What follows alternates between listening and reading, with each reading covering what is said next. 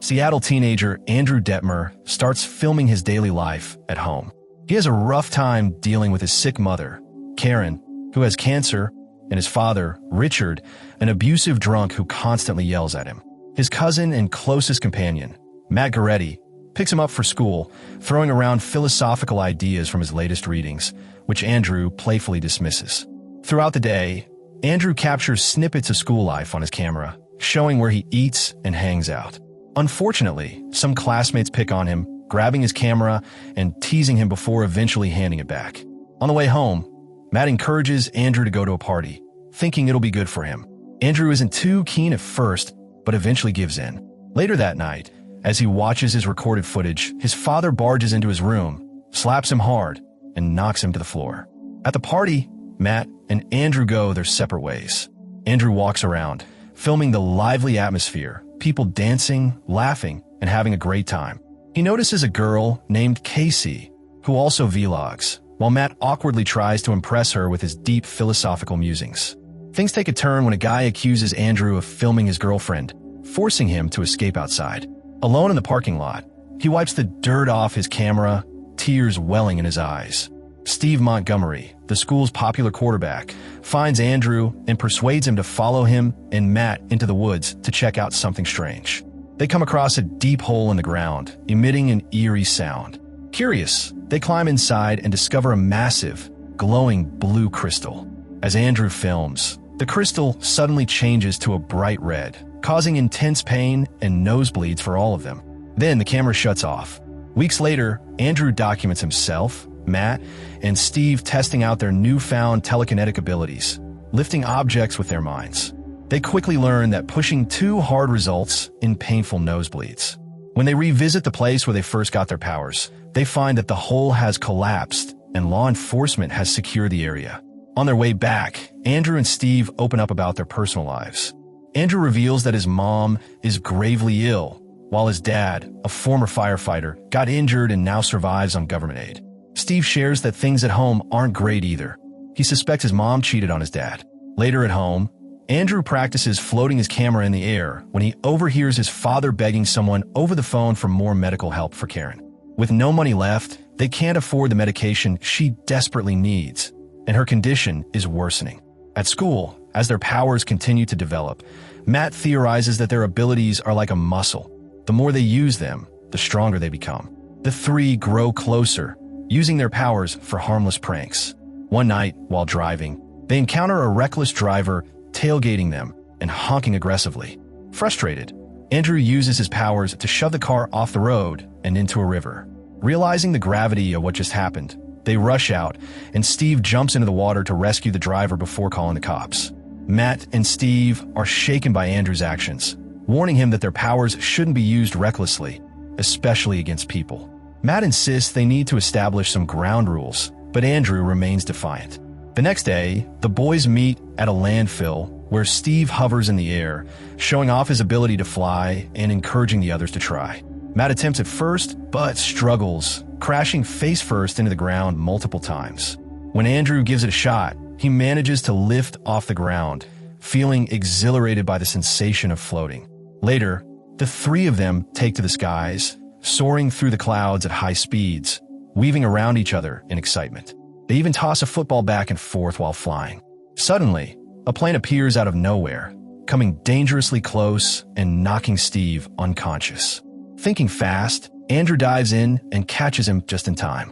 Once they're back on the ground, Steve is overwhelmed with relief and gratitude, thanking Andrew for saving him. Matt joins in, and they all burst into laughter, amazed at what they just experienced.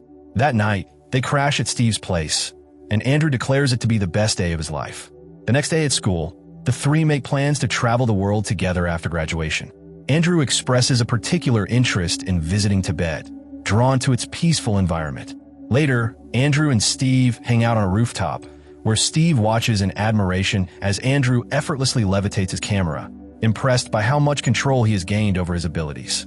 Wanting Andrew to get more attention, Steve encourages him to show off his skills at the school talent show. Taking Steve's advice, Andrew puts on an incredible act, making his telekinetic powers look like mind-blowing magic tricks. He wows the audience with stunts like juggling and walking a tightrope, earning admiration from his classmates. That night, Andrew, Matt, and Steve hit up a house party to celebrate. Andrew, basking in his newfound popularity, drinks with a classmate, Monica, and the two head upstairs. Just as things start heating up, Andrew suddenly throws up on her, completely ruining the moment. Embarrassed and humiliated, he withdraws from everyone. At home, his frustration reaches a boiling point when his father attacks him, and this time, Andrew fights back using his abilities. The outburst causes a surge in energy that triggers sharp pain and nosebleeds for both Matt and Steve, even though they're far away. That same night, Steve senses that something is wrong and finds Andrew floating in the middle of a raging storm.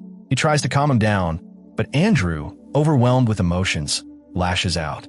Out of nowhere, a lightning bolt strikes Steve, killing him instantly. At Steve's funeral, Matt confronts Andrew, suspecting he had something to do with his death. Andrew denies it, but later, in private, he tearfully apologizes to Steve at his grave.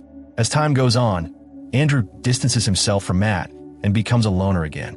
After being bullied, he retaliates by using his powers to rip several teeth from one of his tormentors. Seeking comfort, he retreats to a junkyard and starts seeing himself as an apex predator, believing that his strength gives him the right to do whatever he wants. To prove his power, he effortlessly crushes a car behind him. Worried about him, Matt visits Andrew's room after hearing about the incident at school. He reminds him about the rules they set to avoid hurting people, but the conversation quickly turns into an argument. When Matt throws a punch, Andrew stops it midair, making it clear who's stronger. Feeling uneasy, Matt leaves immediately. Desperate to get medicine for his mother, Andrew tries to buy it at a pharmacy, but doesn't have enough money. As her health declines, he takes drastic measures. Wearing his father's old firefighter suit, he robs some local gangsters, easily overpowering them and taking their cash. Feeling unstoppable, he then targets a gas station, but things go wrong, and an explosion leaves him badly injured. He ends up in police custody at the hospital. While he's unconscious, his father visits him, filled with anger and grief. He tells Andrew that his mother has passed away and blames him for everything. Just as Richard is about to strike his unconscious son, Andrew wakes up and, in a fit of rage, unleashes a massive blast, blowing out the hospital room's wall. Meanwhile, Matt, who is at a family gathering with his new girlfriend Casey, suddenly experiences a nosebleed, his sign that Andrew is in trouble. When he sees the news about the explosion, he immediately knows Andrew is behind it. Rushing to the scene, Matt arrives just in time to see Andrew hovering outside the hospital, holding his father in midair. Then, without hesitation, Andrew lets Richard go, but Matt swoops in and saves him. Now consumed by anger, Andrew loses control, causing destruction throughout the city. Matt follows him to the Space Needle, desperately trying to reason with him, but Andrew refuses to listen. What follows is an intense battle between the two, sending them crashing through buildings and hurling objects at each other. As the fight escalates, Andrew, bleeding and furious, begins unleashing his full power, putting innocent lives in danger. Realizing he has no other choice, Matt pulls a spear from a nearby statue and drives it through Andrew, killing him. With police swarming the area, Matt quickly escapes. Sometime later, he arrives in Tibet, bringing Andrew's camera with him. Speaking to it as if Andrew could hear, he promises to use his abilities for good and find out what really happened in the cave. Before flying off, he sets the camera down, pointing it toward a monastery in the distance, and says, "You made it," leaving the camera to capture the peaceful scenery. If you enjoyed this video, don't forget to hit the like button. And if you didn't, hit the dislike button twice, just to be sure. You should definitely check out the whole movie. Thanks for watching, and don't forget to subscribe for more videos like this.